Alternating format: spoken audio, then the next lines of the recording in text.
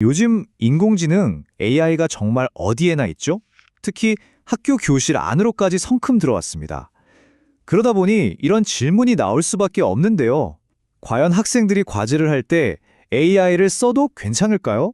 오늘 대한민국 교육부가 내놓은 새로운 규칙들을 보면서 그 해답을 같이 한번 찾아보시죠. 네, 바로 이 질문이 핵심입니다. 아마 학생들도 학부모님들도 그리고 선생님들까지 모두가 이게 제일 궁금하실 거예요. 과연 AI가 학습을 도와주는 똑똑한 도구가 될지 아니면 그냥 새로운 부정행위 수단이 될지 말이죠. 자, 이 질문에 대한 답을 찾기 위해서 드디어 교육부가 나섰습니다.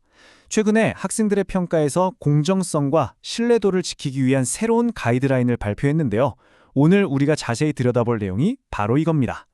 그럼 교육부가 왜 이런 규칙을 만들었을까요? 그 가장 큰 이유는요, 바로 학업 부정행위 문제입니다.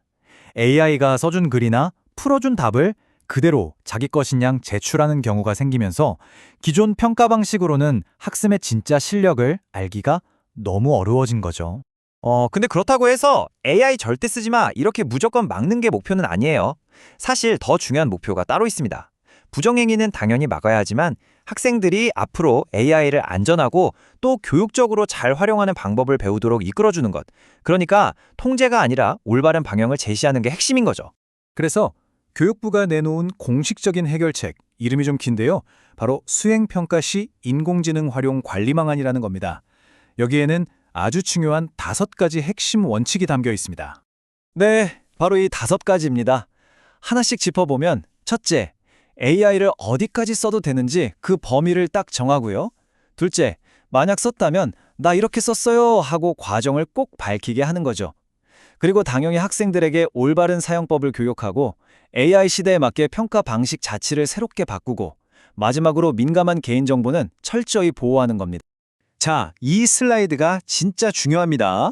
그럼 뭘 하면 안 되는 걸까요? 명백하게 이건 부정행위다라고 못 박은 것들이에요. AI가 만든 결과물을 자기가 한 것처럼 내거나 문제풀이 앱이 알려준 답을 그대로 베껴 쓰거나 AI를 썼다는 사실을 아예 숨기는 것, 이 모든 게 금지됩니다. 아주 명확하죠? 그리고 또 하나, 교육부가 학생들한테 이건 꼭 알아야 해 하고 강조하는 AI의 위험성이 있습니다.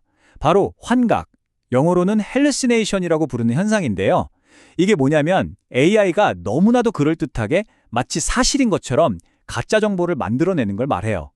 그래서 AI가 주는 정보를 그냥 믿으면 안 되고 이게 진짜인지 아닌지 꼭 확인하는 비판적인 시각이 정말 중요해졌습니다. 아니, 그럼 대체 어떻게 학생의 진짜 실력을 평가할 수 있을까요?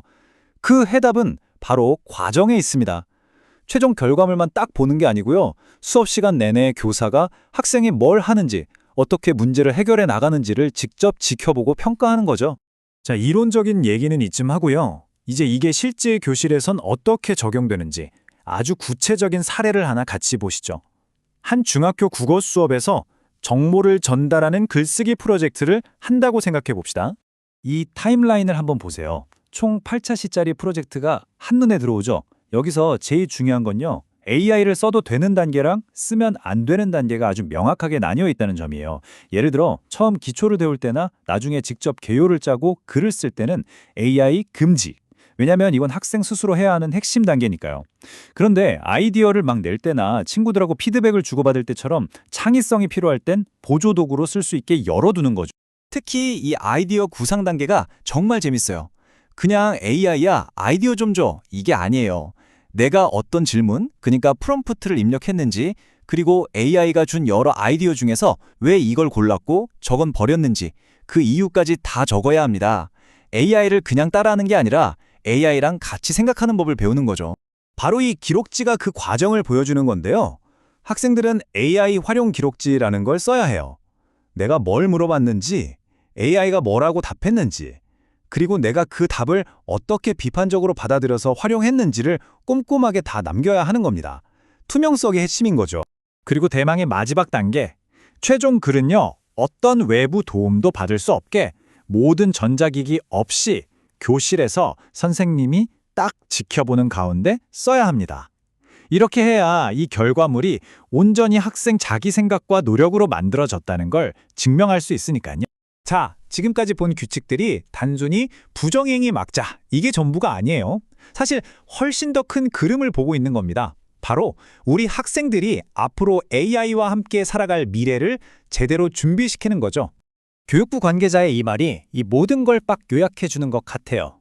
AI는 교육 혁신을 위한 필수 도구다. 하지만 그 강력한 힘을 사용하려면 명확한 기준과 윤리적 책임이 반드시 함께 해야 한다는 것. 바로 이겁니다.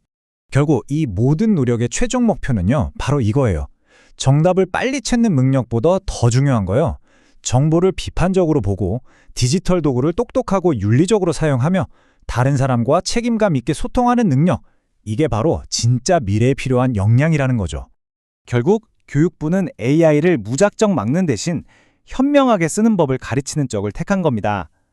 AI와 함께 살아갈 우리 아이들을 위한 이 새로운 규칙들, 여러분은 어떻게 생각하세요? 이게 정말 우리가 가야 할 교육의 미래일까요? 한 번쯤 깊이 생각해 볼 만한 질문인 것 같습니다.